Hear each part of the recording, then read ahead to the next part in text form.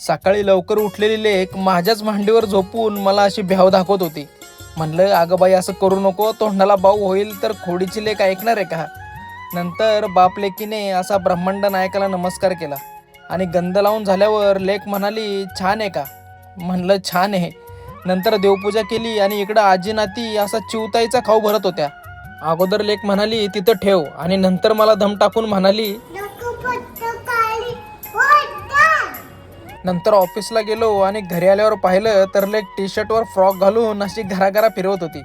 नंतर श्री रामचरितमानस वाचायला घेतलं. त्यात ज्यांचे नाव घेतात जगातील सर्व अमंगळ मुळासह नष्ट होते आणि अर्थ धर्म काम मोक्ष हे पदार्थ मुठीत येतात ते हेच जगताचे माता पिता श्री सीताराम आहेत असे शिवांनी सांगितले. उद्या गावी जायचं असल्याने आमची अशी पॅकिंग चालू होती आणि इकडं लेक 2 शेंड्यांची टोपी घालून असा टोपी डान्स करत होती. नंतर असं जेवण केलं.